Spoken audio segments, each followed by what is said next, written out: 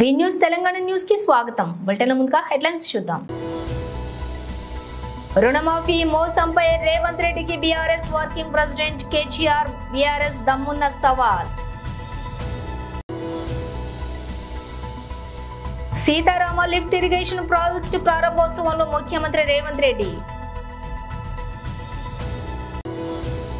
రేవంత్ రెడ్డి పరిపాలనలో ప్లాపు తొండి చేయడంలో తోపు, బూతులు తిట్టడంలో చాపు హరీష్ రావు.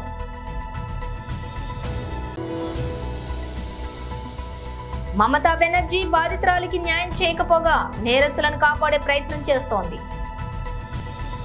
ఇక డీటెయిల్స్ చూస్తే రుణమాఫీ మోసంపై రేవంత్ రెడ్డికి బీఆర్ఎస్ వర్కింగ్ ప్రెసిడెంట్ కేటీఆర్ దమ్మున్న సవాల్ విసిరారు. సీఎం రేవంత్ రెడ్డి నిన్న చాలా రెంకెలు వేశారని, కొండలరెడ్డి రేవంత్ రెడ్డి సోదరుడు ఆస్ట్రేలియా పర్యటన విజయవంతమైతే తన పర్యటన సక్సెస్ కాలేదని ఫ్రస్ట్రేషన్ లోని ముఖ్యమంత్రి ఉన్నట్లుగా కనిపిస్తోందని బీఆర్ఎస్ వర్కింగ్ ప్రెసిడెంట్ కేటీఆర్ అన్నారు. తెలంగాణ భవన్లో ఏర్పాటు చేసిన మీడియా సమావేశంలో ఆయన మాట్లాడుతూ కొండలరెడ్డికి వర్కౌట్ అయినట్లుగా రేవంత్ రెడ్డికి అమెరికాలో వర్కౌట్ అయినట్లుగా లేదని ఎద్దేవా చేశారు. అదే సమయంలో ఇక్కడ తిరుపతి రెడ్డి పేరు బాగా ప్రచారం సాగిందన్నారు. తన కుటుంబ సభ్యులు దూసుకు వెళ్తున్నారనే బాధ రేవంత్ రెడ్డిలో ఉందా, లేక తాను తెలంగాణలో లేని సమయంలో బట్టి విక్రమార్క బాగా తిరిగారనే ఆందోళన ఉందా, లేక అధిష్టానం ఏమైనా అంటుందనే బాధ ఉందా అనేది అర్థం కావటం లేదన్నారు. ఫ్రస్ట్రేషన్ లోని ఏదో మాట్లాడుతున్నారని విమర్శించారు.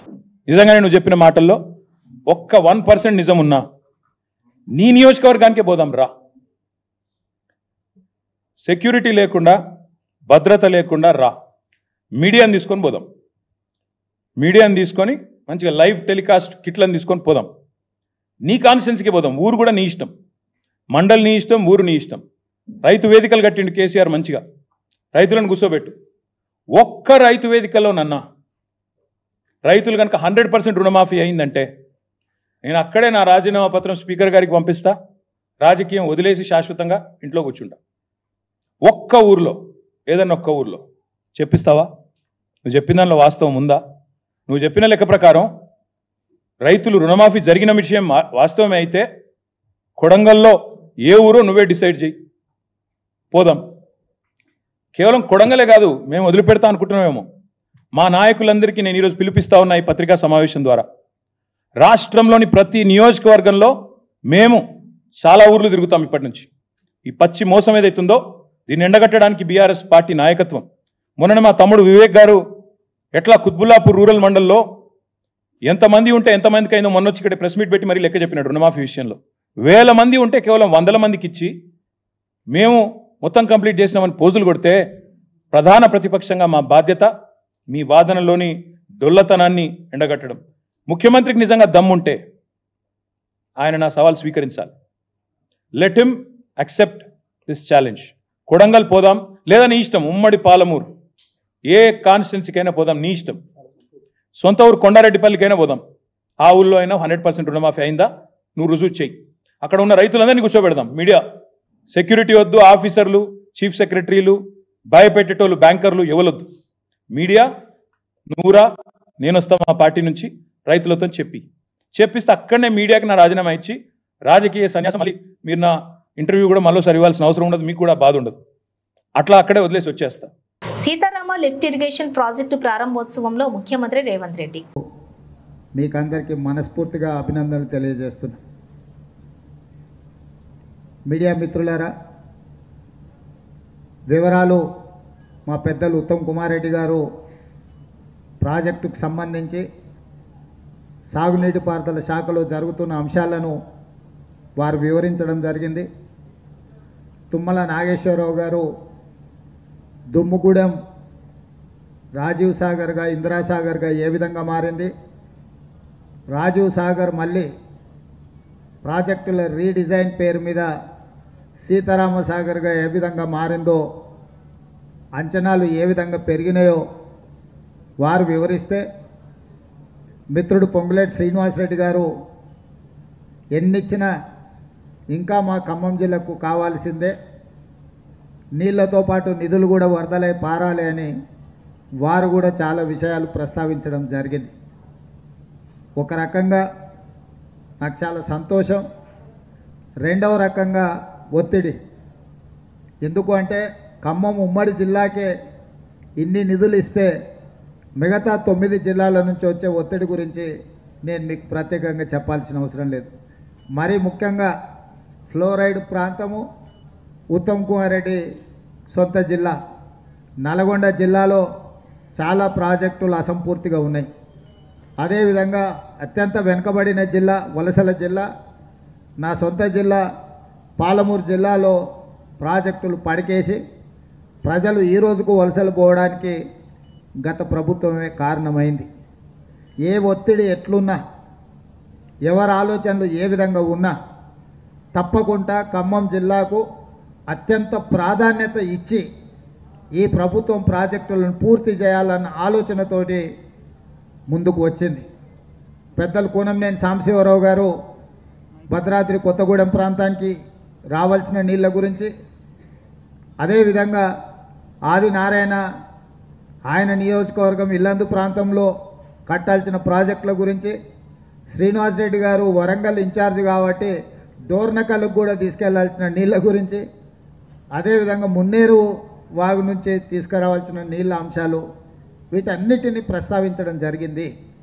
సరే, మా ఎమ్మెల్యేలు మా మంత్రులు మమ్మల్ని విశ్వసించిన వాళ్ళు మమ్మల్ని అడగడం ఒక రకమైతే 10 సంవత్సరాల అధికారంలో ఉండి 10 సంవత్సరాలు ప్రాజెక్టుల మీద 1,80,000 కోట్ల రూపాయలు ఖర్చు పెట్టిన చంద్రశేఖరరావు, హరీష్ రావు గారిని ఆయన సొంత పార్టీ ఎమ్మెల్యేలు కూడా మాకు నీళ్లు కావాలని అడగలే.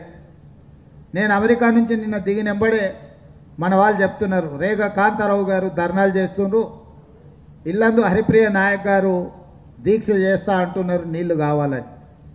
ఇది మా విశ్వసనీయతకు గుర్తింపు.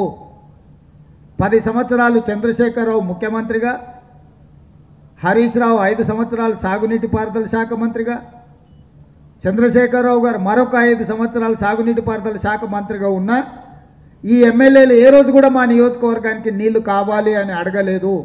ఎందుకు అంటే చంద్రశేఖరరావు ఆయన అల్లుడు బోగస్ మాటలు చెప్తారు, అంచనాలు పెంచుతారు, నిధులు మెక్కుతారు తప్ప శనగలు తిని చేతులు కడుక్కున్నట్టు దోపిడీకి పాల్పడతారన్న ఆలోచనతోటి ఈ మాజీ ఎమ్మెల్యేలు వాళ్ళని ఎప్పుడు అడగలే.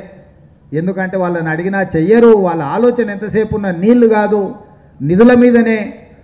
పెద్దలు చెప్పినట్టు చిత్తం శివుడి మీద భక్తి చెప్పుల మీద అని చెప్పినట్టుగా దొంగ గుడిలోకి వచ్చినా దేవుడిని మొక్కుతున్నట్టున్నా బయట కొత్త కొత్త చెప్పులు ఎవరెవరు ఉన్నాయో అవి ఎప్పుడెత్తుకుపోవాలని ఆలోచన చేస్తుంటాడట. అదేవిధంగా చంద్రశేఖరరావు గారు, హరీష్ రావు గారు ఏ ప్రాజెక్టులను రీడిజైనింగ్ చేయాలన్నా ఏ విధంగా దీంట్లో దోపిడీకి పాల్పడవచ్చు, 1000 కోట్లు సంపాదించుకోవచ్చు అన్న ఆలోచనే తప్ప ఏ విధంగా త్వరగా ఈ ప్రాజెక్టులను పూర్తి చేయాలి, ఆయా ప్రాంతాలకు నీళ్లు ఇవ్వాలి అన్న ఆలోచన ఎప్పుడు చేసిన పాపాన బోలే. ఇవాళ మేము అధికారంలోకి వచ్చిన ఎంబడే ఖమ్మం జిల్లాకు వచ్చినప్పుడు ఇందిరమ్మ ఇండ్ల ప్రారంభోత్సవ కార్యక్రమం ఏర్పాటు చేసుకున్నప్పుడు ఖమ్మం జిల్లా సాగునీటి ప్రాజెక్టుల మీద ప్రత్యేకంగా సమావేశాన్ని ఏర్పాటు చేసినాం, సమీక్ష చేసినాం. ఆ రోజు అసలు ఈ ప్రాజెక్టులు ఏంది, పరిస్థితి ఏంది, ఎక్కడ ఉన్నది, ఏ మేరకు పనులు జరిగినాయి, ఏ విధంగా ముందుకు వెళ్ళాలి అని ప్రత్యేకంగా ఖమ్మం జిల్లా ప్రాజెక్టుల మీద మేము ఆ రోజు చర్చించడం జరిగింది. ఆ రోజు మొట్టమొదట తుమ్మల నాగేశ్వరరావు గారి అంశాన్ని ప్రస్తావిస్తే బట్టి విక్రమార్క గారు ఇంకా లోతుగా విశ్లేషించి తక్కువ ఖర్చుతో ఎంబడే 6 నెలలు తిరిగే లోపల 1,20,000 ఎకరాలకు నీళ్ళు ఇవ్వచ్చు. ఖమ్మం జిల్లా ఎప్పుడు కృష్ణానది జలాల మీద Nagarjuna Sagar left bank canal మీదనే ఆధారపడుతున్నాము. ఆల్రెడీ కృష్ణానది మీద ప్రాజెక్టులు, అదేవిధంగా ఆయకట్టు సమస్యలు, నీళ్ల సమస్యలు. రేవంత్ రెడ్డి పరిపాలనలో ప్లాపు, తొండి చేయడంలో తోపు, బూతులు తిట్టడంలో టాపు హరీష్ రావు. 2 విషయాల్లో రేవంత్ రెడ్డి టాప్. తొండి చేయడంలో తోపు, బూతులు తిట్టడంలో టాపు. ఇంట్లో మాత్రం ఆయన దాటోడు లేడు. పరిపాలనలో ఫ్లాపు, తొండి చేయడంలో తోపు, బూతులు తిట్టడంలో టాపు. ఇంట్లో మాత్రం ఎవరికి అనుమానం ఉండాల్సినటువంటి అవసరం. కోల్కతా ఆర్జీకేఆర్ మెడికల్ కాలేజీలో సభ్య సమాజం సిగ్గుపడేలా ఓ మహిళా డాక్టర్పై జరిగిన దారుణాన్ని మమతా బెనర్జీ ప్రభుత్వం కప్పిపెట్టి నేరస్తుల్ని కాపాడే ప్రయత్నం చేస్తోంది. నేరం జరిగిన చోట గుర్తు తెలియని వ్యక్తులు వచ్చి సాక్ష్యాధారాలను ధ్వంసం చేస్తున్నప్పుడు అడ్డుకోవాల్సిన కోల్కతా పోలీసులు ఎవరో ఆదేశాలు ఇచ్చినట్టు ఏమీ చేయకుండా చోద్యం చూస్తూ కూర్చున్నారు. బీజేపీ జాతీయ అధికార ప్రతినిధి Shri Pradeep. RG Kar medical college में ममता बनर्जी के प्रशासन ने एविडेंस को तहस नहस करने का प्रयास किया। इस पर कलकत्ता हाईकोर्ट ने ये माना कि ममता बनर्जी का प्रशासन रेप विक्टिम बलात्कार की पीड़िता के साथ नहीं खड़ा था, परंतु वो एविडेंस को तहस नहस करने का प्रयास कर रहा था। मित्रों, जब ये जांच सीबीआई को सौंपी गई, उसके कुछ ही घंटों बाद which is the intervening night of the 14th and the 15th, आप सभी ने देखा कि कैसे एक भीड़ एक प्री मेडिटेटेड तरीके से आरजी कार मेडिकल कॉलेज को वैंडलाइज करने के लिए आगे बढ़ी। वहां पे ममता बनर्जी के प्रशासन के पुलिस वाले मूर्ख दर्शक बने हुए देख रहे थे।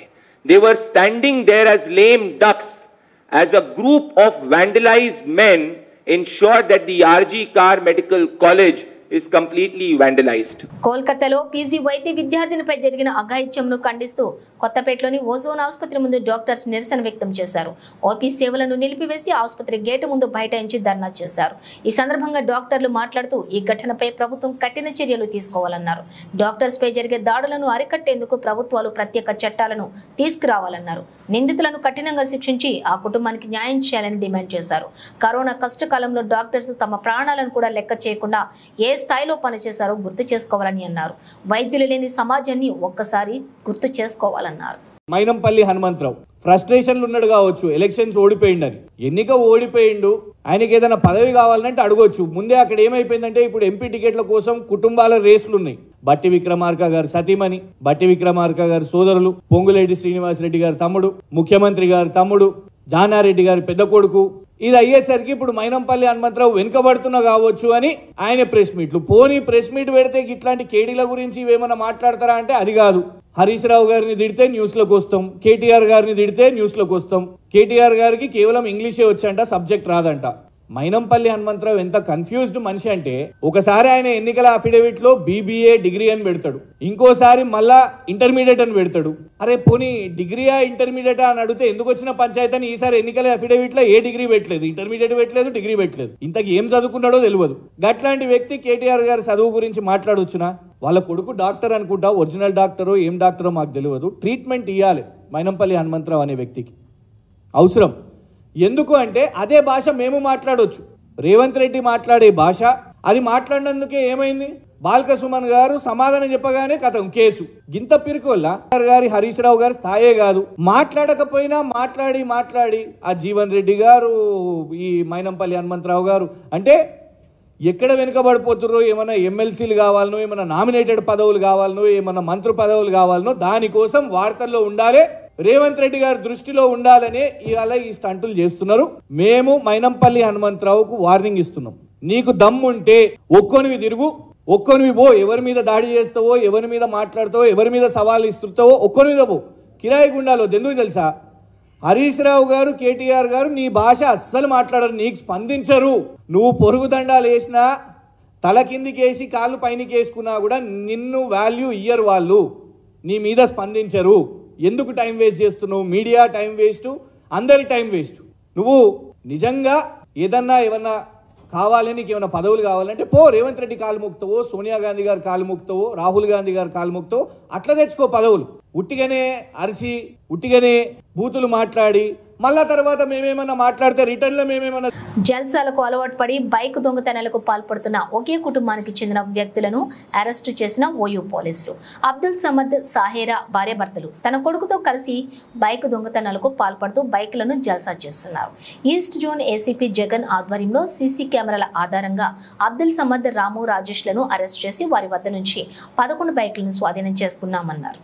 అబ్దుల్ సమద్ భార్య సాహేరా కోసం ఒక క్రైమ్ టీం కూడా వెతుకుతుందని, ఆమెను కూడా అరెస్ట్ చేస్తామని అన్నారు.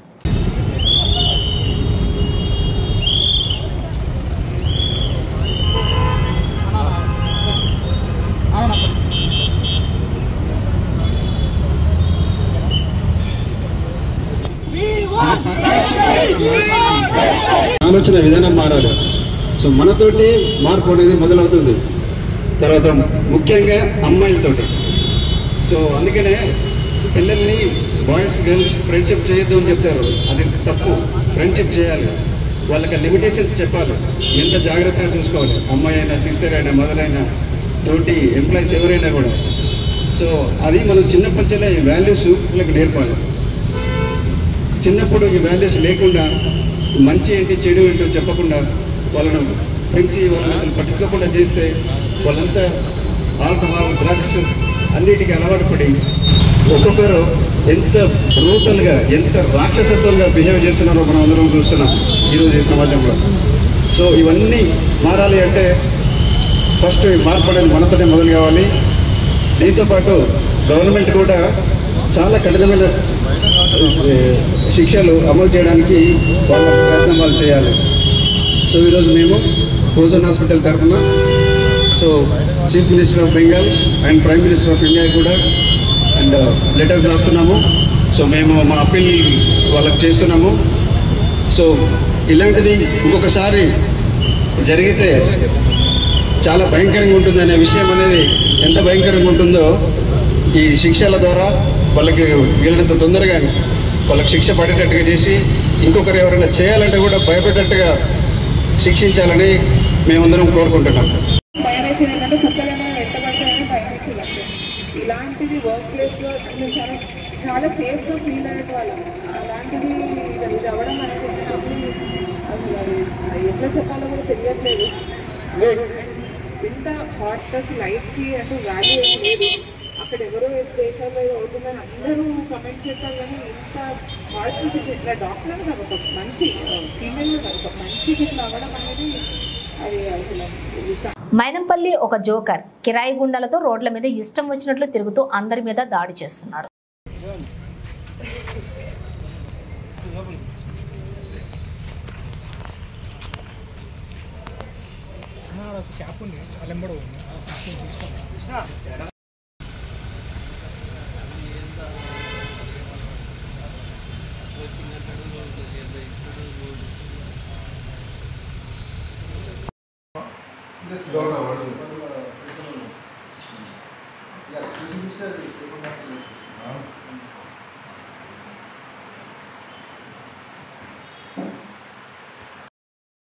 నేను నోరు జారి ఒక మాట అన్నాను. దానికి ముందుకొచ్చి మా అక్క చెల్లెమ్మలను క్షమించమని అడిగాను. మరి ఇదే రేవంత్ రెడ్డి అసెంబ్లీ సాక్షిగా ఆడబిడ్డలపై చేసిన అనుచిత వ్యాఖ్యలకు క్షమాపణలు చేస్తాడా బీఆర్ఎస్ వర్కింగ్ ప్రెసిడెంట్?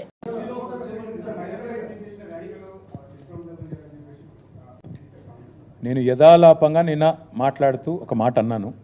నేను దానికి ఆల్రెడీ మా సోదరీమణులందరికీ నేను క్షమించమని కూడా అడిగినాను.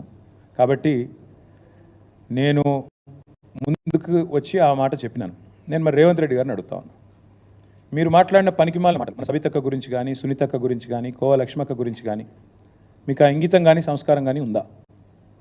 నేను నిన్న యథాలాపంగా నోరు జారాను, మాట్లాడాను. ఎస్, ఐ అగ్రీ అన్నాను. హుందాగా మా చెల్లెల్ని, మా అక్కల్ని మాట ఏదైతే మాట్లాడాను దానికి క్షమాపణ అడిగాను. నీకు ఆ సంస్కారం ఉందా? ఉంటే చెప్పు. సీతారామ లిఫ్ట్ ఇరిగేషన్ ప్రాజెక్టు ప్రారంభోత్సవంలో ముఖ్యమంత్రి రేవంత్ రెడ్డి. మీకందరికీ మనస్ఫూర్తిగా అభినందనలు తెలియజేస్తున్నా. మీడియా మిత్రులారా, వివరాలు మా పెద్దలు ఉత్తమ్ కుమార్ రెడ్డి గారు ప్రాజెక్టుకు సంబంధించి సాగునీటి పారుదల శాఖలో జరుగుతున్న అంశాలను వారు వివరించడం జరిగింది. తుమ్మల నాగేశ్వరరావు గారు దుమ్ముగూడెం రాజీవ్ సాగర్గా, ఇందిరాసాగర్గా ఏ విధంగా మారింది, రాజీవ్ సాగర్ మళ్ళీ ప్రాజెక్టుల రీడిజైన్ పేరు మీద సీతారామ సాగర్గా ఏ విధంగా మారిందో, అంచనాలు ఏ విధంగా పెరిగినాయో వారు వివరిస్తే, మిత్రుడు పొంగులేటి శ్రీనివాసరెడ్డి గారు ఎన్నిచ్చినా ఇంకా మా ఖమ్మం జిల్లాకు కావాల్సిందే, నీళ్లతో పాటు నిధులు కూడా వరదలై పారాలి అని వారు కూడా చాలా విషయాలు ప్రస్తావించడం జరిగింది. ఒక రకంగా నాకు చాలా సంతోషం, రెండవ రకంగా ఒత్తిడి. ఎందుకు అంటే ఖమ్మం ఉమ్మడి జిల్లాకే ఇన్ని నిధులు ఇస్తే మిగతా 9 జిల్లాల నుంచి వచ్చే ఒత్తిడి గురించి నేను మీకు ప్రత్యేకంగా చెప్పాల్సిన అవసరం లేదు. మరీ ముఖ్యంగా ఫ్లోరైడ్ ప్రాంతము ఉత్తమ్ కుమార్ రెడ్డి సొంత జిల్లా నల్గొండ జిల్లాలో చాలా ప్రాజెక్టులు అసంపూర్తిగా ఉన్నాయి. అదేవిధంగా అత్యంత వెనుకబడిన జిల్లా వలసల జిల్లా నా సొంత జిల్లా పాలమూరు జిల్లాలో ప్రాజెక్టులు పడికేసి ప్రజలు ఈ రోజుకు వలసలు పోవడానికి గత ప్రభుత్వమే కారణమైంది. ఏ ఒత్తిడి ఎట్లున్నా ఎవరి ఆలోచనలు ఏ విధంగా ఉన్నా తప్పకుండా ఖమ్మం జిల్లాకు అత్యంత ప్రాధాన్యత ఇచ్చి ఈ ప్రభుత్వం ప్రాజెక్టులను పూర్తి చేయాలన్న ఆలోచనతోటి ముందుకు వచ్చింది. పెద్దలు కూనంనేని సాంబశివరావు గారు భద్రాద్రి కొత్తగూడెం ప్రాంతానికి రావాల్సిన నీళ్ళ గురించి, అదేవిధంగా ఆదినారాయణ ఆయన నియోజకవర్గం ఇల్లందు ప్రాంతంలో కట్టాల్సిన ప్రాజెక్టుల గురించి, శ్రీనివాస్ రెడ్డి గారు వరంగల్ ఇన్ఛార్జ్ కాబట్టి డోర్నకల్కు కూడా తీసుకెళ్లాల్సిన నీళ్ళ గురించి, అదేవిధంగా మున్నేరు వాగు నుంచి తీసుకురావాల్సిన నీళ్ళ అంశాలు వీటన్నిటిని ప్రస్తావించడం జరిగింది. సరే, మా ఎమ్మెల్యేలు మా మంత్రులు మమ్మల్ని విశ్వసించిన వాళ్ళు మమ్మల్ని అడగడం ఒక రకమైతే 10 సంవత్సరాల అధికారంలో ఉండి 10 సంవత్సరాలు ప్రాజెక్టుల మీద 1,80,000 కోట్ల రూపాయలు ఖర్చు పెట్టిన చంద్రశేఖరరావు, హరీష్ రావు గారిని ఆయన సొంత పార్టీ ఎమ్మెల్యేలు కూడా మాకు నీళ్లు కావాలని అడగలే. నేను అమెరికా నుంచి నిన్న దిగినెంబడే మన వాళ్ళు చెప్తున్నారు, రేగా కాంతారావు గారు ధర్నాలు చేస్తున్నారు, ఇల్లందు హరిప్రియ నాయక్ గారు దీక్ష చేస్తా అంటున్నారు నీళ్లు కావాలని. ఇది మా విశ్వసనీయతకు గుర్తింపు. 10 సంవత్సరాలు చంద్రశేఖరరావు ముఖ్యమంత్రిగా, హరీష్ రావు 5 సంవత్సరాలు సాగునీటి పారుదల శాఖ మంత్రిగా, చంద్రశేఖరరావు గారు మరొక 5 సంవత్సరాలు సాగునీటి పారుదల శాఖ మంత్రిగా ఉన్నా ఈ ఎమ్మెల్యేలు ఏ రోజు కూడా మా నియోజకవర్గానికి నీళ్లు కావాలి అని అడగలేదు. ఎందుకు అంటే చంద్రశేఖరరావు ఆయన అల్లుడు బోగస్ మాటలు చెప్తారు, అంచనాలు పెంచుతారు, నిధులు మెక్కుతారు తప్ప శనగలు తిని చేతులు కడుక్కున్నట్టు దోపిడీకి పాల్పడతారన్న ఆలోచనతోటి ఈ మాజీ ఎమ్మెల్యేలు వాళ్ళని ఎప్పుడు అడగలే. ఎందుకంటే వాళ్ళని అడిగినా చెయ్యరు. వాళ్ళ ఆలోచన ఎంతసేపు ఉన్న నీళ్లు కాదు నిధుల మీదనే. పెద్దలు చెప్పినట్టు చిత్తం శివుడి మీద భక్తి చెప్పుల మీద అని చెప్పినట్టుగా దొంగ గుడిలోకి వచ్చినా దేవుడిని మొక్కుతున్నట్టున్నా బయట కొత్త కొత్త చెప్పులు ఎవరెవరు ఉన్నాయో అవి ఎప్పుడెత్తుకుపోవాలని ఆలోచన చేస్తుంటాడట. అదేవిధంగా చంద్రశేఖరరావు గారు, హరీష్ రావు గారు ఏ ప్రాజెక్టులను రీడిజైనింగ్ చేయాలన్నా ఏ విధంగా దీంట్లో దోపిడీకి పాల్పడవచ్చు, 1000 కోట్లు సంపాదించుకోవచ్చు అన్న ఆలోచనే తప్ప ఏ విధంగా త్వరగా ఈ ప్రాజెక్టులను పూర్తి చేయాలి, ఆయా ప్రాంతాలకు నీళ్లు ఇవ్వాలి అన్న ఆలోచన ఎప్పుడు చేసిన పాపాన బోలే. ఇవాళ మేము అధికారంలోకి వచ్చిన ఎంబడే ఖమ్మం జిల్లాకు వచ్చినప్పుడు ఇందిరమ్మ ఇండ్ల ప్రారంభోత్సవ కార్యక్రమం ఏర్పాటు చేసుకున్నప్పుడు ఖమ్మం జిల్లా సాగునీటి ప్రాజెక్టుల మీద ప్రత్యేకంగా సమావేశాన్ని ఏర్పాటు చేసినాం, సమీక్ష చేసినాం. ఆ రోజు అసలు ఈ ప్రాజెక్టులు ఏంది, పరిస్థితి ఏంది, ఎక్కడ ఉన్నది, ఏ మేరకు పనులు జరిగినాయి, ఏ విధంగా ముందుకు వెళ్ళాలి అని ప్రత్యేకంగా ఖమ్మం జిల్లా ప్రాజెక్టుల మీద మేము ఆ రోజు చర్చించడం జరిగింది. ఆ రోజు మొట్టమొదట తుమ్మల నాగేశ్వరరావు గారి అంశాన్ని ప్రస్తావిస్తే బట్టి విక్రమార్క గారు ఇంకా లోతుగా విశ్లేషించి తక్కువ ఖర్చుతో ఎంబడే 6 నెలలు తిరిగే లోపల 1,20,000 ఎకరాలకు నీళ్ళు ఇవ్వచ్చు. ఖమ్మం జిల్లా ఎప్పుడు కృష్ణానది జలాల మీద Nagarjuna Sagar left bank canal మీదనే ఆధారపడుతున్నాము. ఆల్రెడీ కృష్ణానది మీద ప్రాజెక్టులు, అదేవిధంగా ఆయకట్టు సమస్యలు, నీళ్ల సమస్యలు. బులెటిన్ ముగించే ముందు హెడ్లైన్స్ మరోసారి. రుణమాఫీ మోసంపై రేవంత్ రెడ్డికి BRS working president KTR BRS దమ్మున్న సవాల్. సీతారామ లిఫ్ట్ ఇరిగేషన్ ప్రాజెక్టు ప్రారంభోత్సవంలో ముఖ్యమంత్రి రేవంత్ రెడ్డి. రేవంత్ రెడ్డి పరిపాలనలో ప్లాపు, తొండి చేయడంలో తోపు, బూతులు తిట్టడంలో చాపు హరీష్ రావు.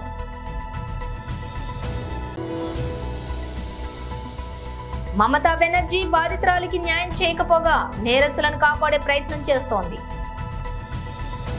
ఇవి బులెటిన్ విశేషాలు. మరో బులెటిన్తో మళ్ళీ కలుద్దాం.